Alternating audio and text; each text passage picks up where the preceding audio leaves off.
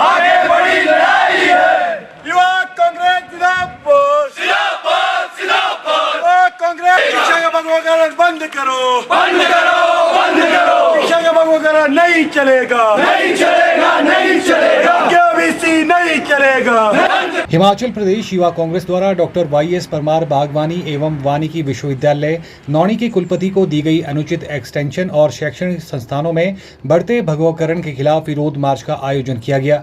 ये मार्च राजीव भवन शिमला से राजभवन तक निकाला गया।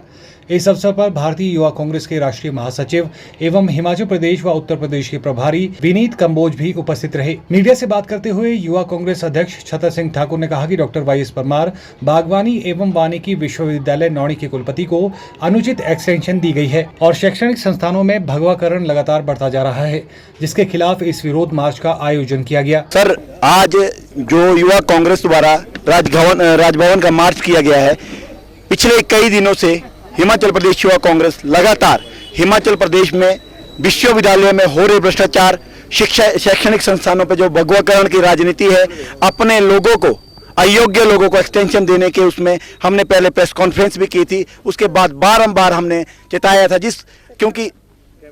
क्योंकि अगर आप देखें कि जो नौणी यूनिवर्सिटी और पालमपुर यूनिवर्सिटी है, वहाँ पर दोनों जगह एक ही कॉन्स्टिट्यूशन है, जिस एक सेम कॉन्स्टिट्यूशन के तहत एक यूनिवर्सिटी की जो VC है उसकी नियुक्ति को अवैध ठहराया गया और दूसरा जो VC है उसको एक्सटेंशन दिया गया।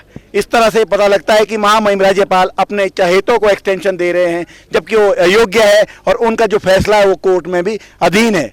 22 तारीख को अगली सुनवाई है और इस सुनवाई से पहले जो कोर्ट के ऑर्डर आए थे उसमें ये कहा गया था कि भाई जो विश्वविद्यालय है, विश्वविद्यालय में चाहे वो स्थायी नियुक्ति हो, चाहे अस्थायी नियुक्ति हो, ऑफिशिएटिंग हो, चाहे रेगुलर नियुक्ति हो, वो यूनिवर्सिटी कॉन्स्टिट्यूशन को देखते हुए की जाएगी। लेकिन बड़े दुख की बात है कि यूनिवर्सिटी के जो अयोग्य VC है, क्योंकि पहले उनकी जो नियुक्ति है वो अवैध है, जिसको कोर्ट में साबित भी कर दिया गया है, उसके बाद अयोग्य VC को जो है एक्सटेंशन दी गई है, वो भी टिल द फर्दर ऑर्डर। इससे ये साबित होता है कि हिमाचल प्रदेश में शैक्षणिक संस्थानों का जो भगवाकरण किया जा रहा है और भगवाकरण की राजनीति से जो है महामहिम राज्यपाल जी बढ़ावा दे रहे हैं। हमने बार बार इनसे, चाहे मेमोरेंडम के जरिए से, चाहे प्रेस कॉन्फ्रेंस के जरिए से, हर बार इन्हें चेताया, लेकिन किसी भी तरह से कोई हमारे को ना रिप्लाई मिला, ना वो मिला। इसी कारण हमने आने वाले जो ये आज एक मार्च किया, एक अंगड़ाई थी। आने वाले समय में यदि अयोग्य VC को बर्खास्त नहीं किया गया, क्योंकि जो VC अयोग्य है, अगर आप नौणी विश्वविद्यालय की बात की जाए, वहाँ पे सिंगल कोटेशन पे, सिंगल बिड पे भी लोगों को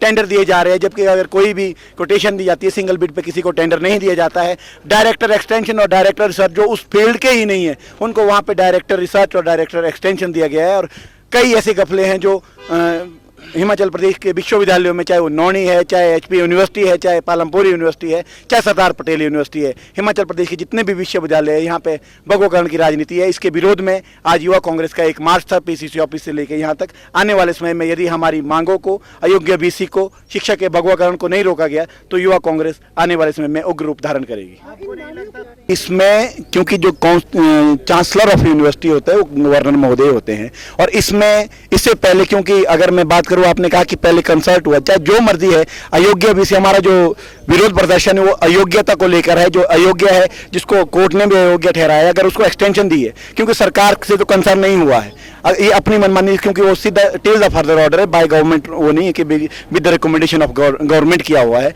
वो महामहिम राज्यपाल ने अपनी मर्जी से किया है और अपने लोगों को किया है। और वो जो VC है, जो HP यूनिवर्सिटी, जो नौणी यूनिवर्सिटी के VC है, वो फॉर्मर जो है, इनकी भगवाकरण की जो एक स्टूडेंट ऑर्गेनाइजेशन है, उसके 2 टाइम के फॉर्मर स्टेट प्रेसिडेंट भी रहे गए हैं। इसीलिए अपने लोगों को, क्योंकि महामहिम राज्यपाल एक कॉन्स्टिट्यूशनल पोस्ट पे होते हैं, आपको एक संवैधानिक पद पे रहना चाहिए, आप अपने जो ऑर्गेनाइजेशन को, किसी भी ऑर्गेनाइजेशन को बेनिफिट ना दें। Bureau report, channel 9 Shimla.